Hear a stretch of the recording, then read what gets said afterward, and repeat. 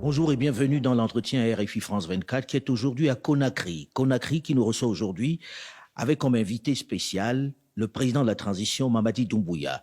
Bonjour Monsieur le Président. Bonjour Alain. Il y a quelques mois, 2 mois exactement, vous preniez le fauteuil de chef d'État, vous renversiez le président Alpha Condé. Qu'est-ce qui s'est passé exactement? Pourquoi l'avoir renversé? Vous qui lui devez votre place? Depuis plusieurs années, nous avons eu des dysfonctionnements de nos institutions, liés souvent à la tension sociopolitique dans notre pays. Et les Guinéens ne se regardaient plus comme des frères. Ils se regardaient comme des adversaires politiques. La gabegie financière de notre pays nous a poussés à prendre nos responsabilités. Et la responsabilité qui est grande pour nous, d'abord, je dis depuis le 5 septembre, qu'il faut qu'on commence et qu'on commence à s'aimer comme avant, parce qu'on ne s'aimait plus. Mais vous apparteniez à ce régime-là, vous avez servi Alpha Condé, vous n'avez pas vu ça, vous n'y avez pas participé, vous vous sentez pas un peu, on va dire, comptable de tout ce qui se passait? Ça fait plus de 10 ans que j'ai décidé de laisser femme et enfants par amour pour mon pays. J'ai laissé l'Occident pour venir servir mon pays. C'est pas lui qui vous a fait revenir au pays? Non, j'ai décidé tout seul de venir en Guinée et pour être clair avec vous, le professeur Alpha Condé qui a été président de la République de Guinée, on s'est vu 2 fois. La première fois qu'on s'est vu, c'était le 10 octobre 2018, pendant les fêtes d'indépendance de la République de Guinée. Et après ça, on s'était vu dans une cérémonie lors d'un décès. Et je pense que la loyauté entre le pays et un homme, le choix est vite fait. Et je pense que je ne suis pas venu pour servir un homme, j'étais venu pour servir la République de Guinée. Et en tant que soldat, je pense que ma mission était de servir la République. Pour vous, la coupe était pleine, vous en aviez assez? Oui, quand on voyait la situation sociopolitique de notre pays, il y avait tellement de violence politique, que ce soit aussi de la gabegie dans le pays, qui nous a poussés devant l'histoire et devant le peuple de Guinée à prendre nos responsabilités de soldats.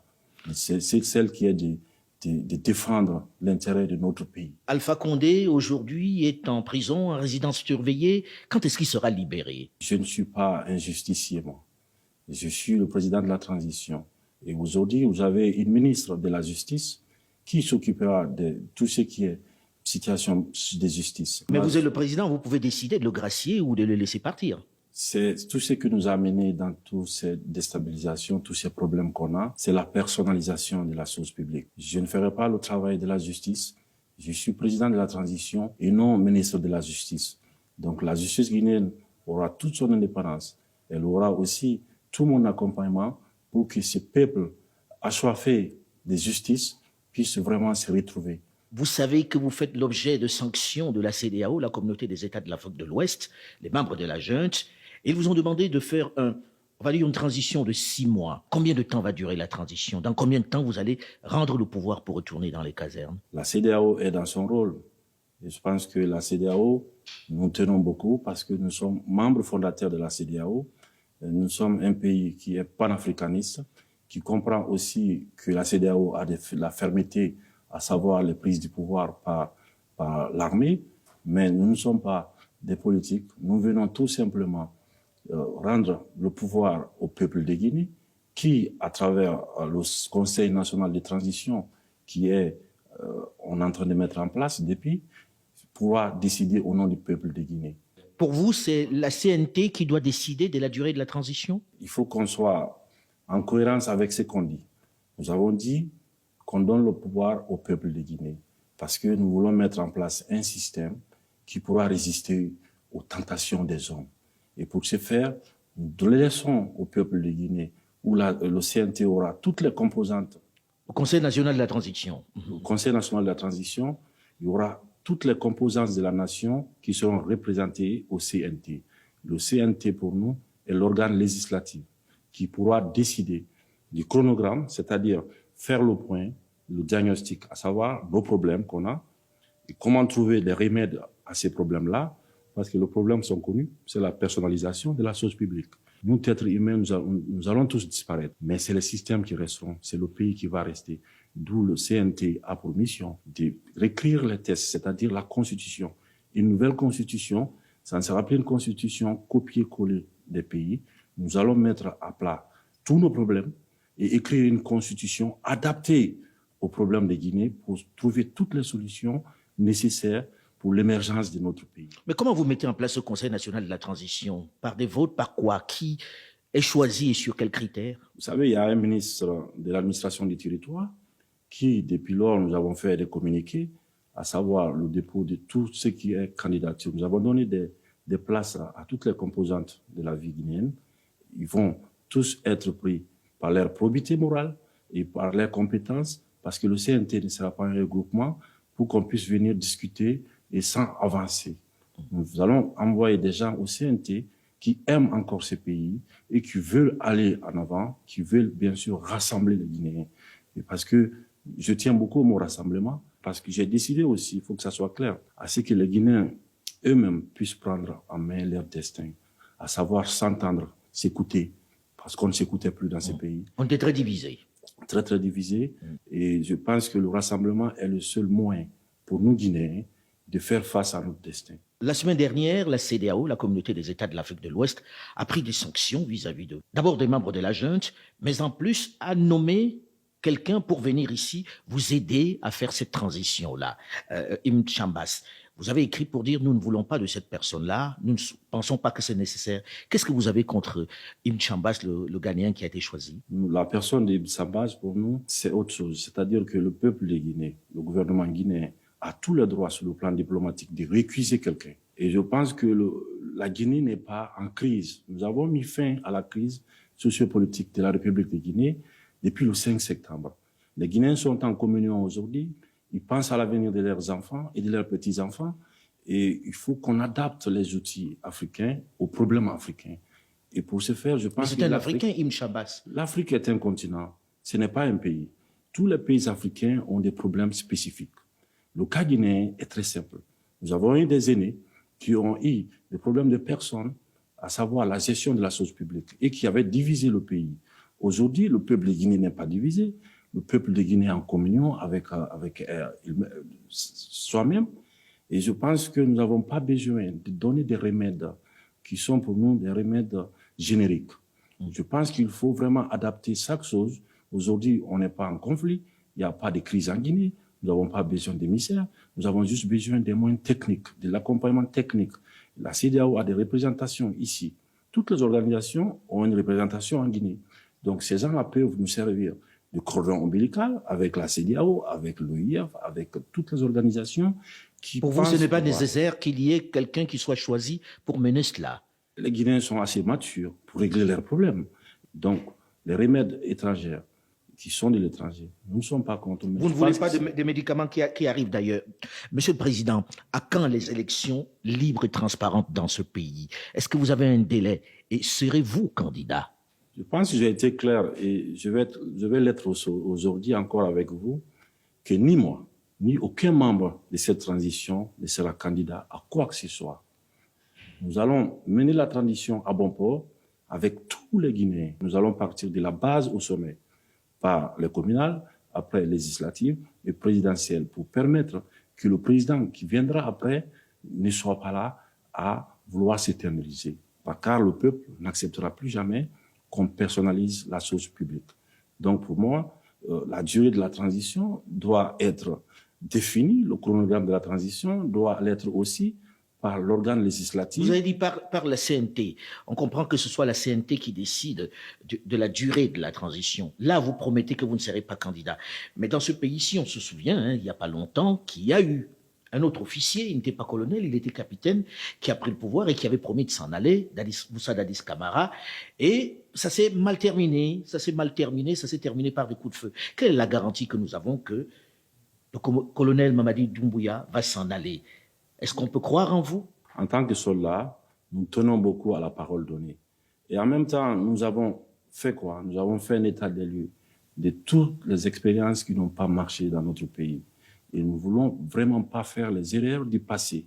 C'est pourquoi nous sommes déterminés là-dessus, à ce que les choses soient inclusives, le calendrier, le chronogramme, le délai de la transition. Je ne peux pas vouloir dire au peuple de Guinée que je le donne sa liberté par la voie de tout ce qui est organe législatif et en même temps imposer un délai au peuple guinéen. Si vous avez un remède de 2 semaines pour régler les problèmes guinéens, ben moi, je pense que ça sera la meilleure chose pour nous. Parce que quand on voit l'état de nos populations, quand on voit l'état de nos routes, on voit l'état de nos hôpitaux, je pense qu'après 63 ans, nous avons besoin d'un bon coup de réveil pour prendre en main notre destin et de laisser les choses correctement. Vous voulez mettre les choses sur les rails, en gros. Ça, nous avons besoin à ce que la justice fasse son travail, que le CNT fasse le travail législatif, que nous, en tant que membres du Conseil et du Comité national pour le rassemblement, à ce que nous fassions notre travail d'encadrement de la transition dans l'apaisement total. On est assez intelligent pour se regarder en face et regarder notre histoire et de se dire aujourd'hui que plus personne en Guinée n'acceptera la domination de l'autre. Il vous aura fallu, Monsieur le Président, 2 mois pour composer un gouvernement. 2 mois. Gouvernement composé de 27 ministres, dont 7 femmes, avec seulement 2 militaires à la retraite qui occupent les portefeuilles de la défense et de la sécurité. Qu'est-ce qui a rendu la formation du gouvernement si difficile? Pourquoi vous avez eu autant de mal à faire au gouvernement? Et si vous voulez faire les choses correctement, je pense qu'il faut réfléchir. Il faut chercher la probité morale. Il faut vérifier aussi la capacité des uns et des autres à apporter.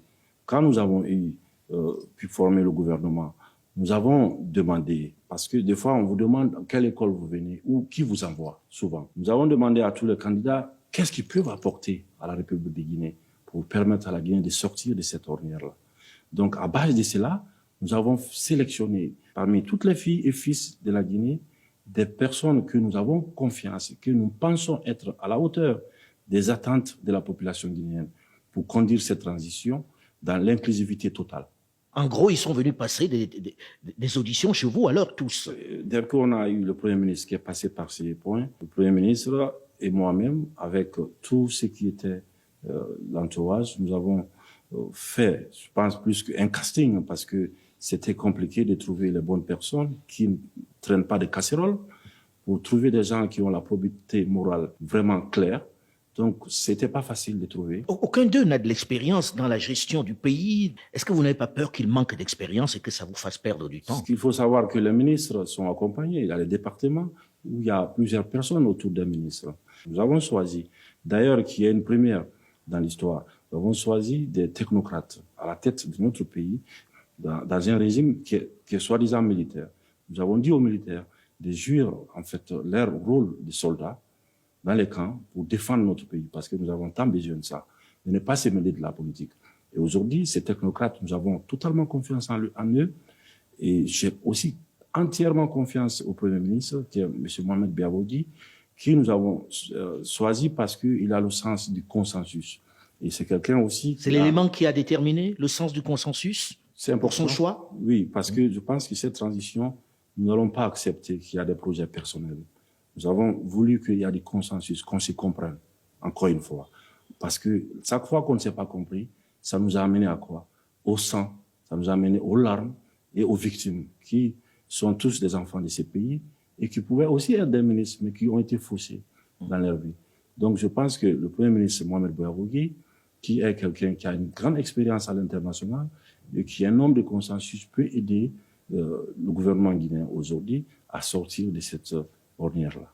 Alors on a vu les populations guinéennes dans les rues lorsque vous avez pris le pouvoir, des gens qui se réjouissaient. Vous bénéficiez d'un état de grâce aujourd'hui qui est exceptionnel. Qu'est-ce que vous avez à donner? Il y a beaucoup d'attentes. Qu'est-ce que vous allez donner? C'est quoi la prochaine étape là? Ma vie entière, je donnerai à ce peuple-là qui mérite ça. Et si on a décidé le 5 septembre d'aller à la mort, c'est parce qu'on avait vu l'état de notre pays. Et nous avons pensé tous ensemble qu'il faut sauver le pays en donnant notre vie. Et je pense qu'il est de notre devoir en tant que soldats, en tant que patriotes, de se battre et d'aller à la mort encore une fois, que ce soit sur le plan politique ou physique, pour sauver le pays, pour sauver la patrie et pour sauver les Guinéens, en leur donnant l'espoir, bien sûr, et en changeant leurs conditions de vie. Parce qu'après 63 ans, après tout ce qu'on a en Guinée, comme économie, comme mine, comme tout ce qui va avec. Comme richesse. Comme richesse, j'ose dire. Je pense que ce peuple mérite mieux que l'état dans lequel nos aînés l'avaient mis. Aujourd'hui, vous avez dit la justice sera ma boussole. Est-ce qu'on peut vous croire là-dessus? Est-ce que la justice sera vraiment libre, Monsieur le Président? Vous savez, c'était mon credo. Je tiens beaucoup à la parole donnée. Pour moi, la justice, il n'y a pas de développement sans justice. Si vous voulez développer votre pays, il faut qu'il y ait la justice. Il faut que la justice puisse jouer son rôle fondamental, qui est pour nous l'impartialité dans tout ce qu'on fait. Monsieur le Président, aujourd'hui, est-ce qu'on peut gouverner un État comme celui-là en ayant cette sanction de la CEDEAO? Vous ne pouvez pas voyager, gel des avoirs, etc. C'est les décisions de la CEDEAO. Est-ce que ce n'est pas un réel handicap?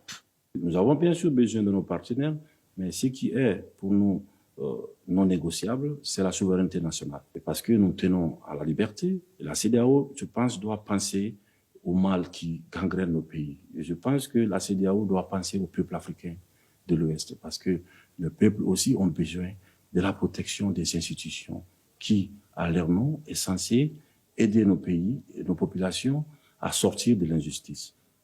Mais est-ce qu'on peut gouverner sans sortir du pays? Vous ne pouvez pas voyager et on a gelé vos avoirs. Je fais don de moi, ça fait des années que je n'ai pas pu sortir de la Guinée. Je suis en Guinée, je me sens mieux en Guinée que n'importe où.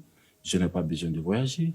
Ce que j'ai juste besoin maintenant, c'est de me concentrer en Guinée sur nos problèmes, pour trouver des solutions à nos problèmes. Et à ce qui concerne les avoirs, nous, les membres du CNRD, nous n'avons rien à geler. Donc ça, pour moi, c'est juste des principes. Mais à savoir s'il y avait quelque chose à geler, vous pouvez chercher, vous ne trouverez pas. Maintenant, nous faisons tout quand même pour arrêter l'hémorragie dans notre pays. Et depuis notre arrivée, nous avons essayé de fermer tous les robinets parce que pour moi, les deniers publics ne sont pas quelque chose qu'on peut jouer avec. Donc, le voyage, je pense que nous avons besoin de voyager, bien sûr, en Guinée, pour voir nos problèmes en face et trouver des solutions à nos problèmes. Merci beaucoup, Monsieur le Président. Merci de nous avoir reçus. Merci, M. Allais. Cet entretien est à présent terminé. L'actualité continue sur France 24.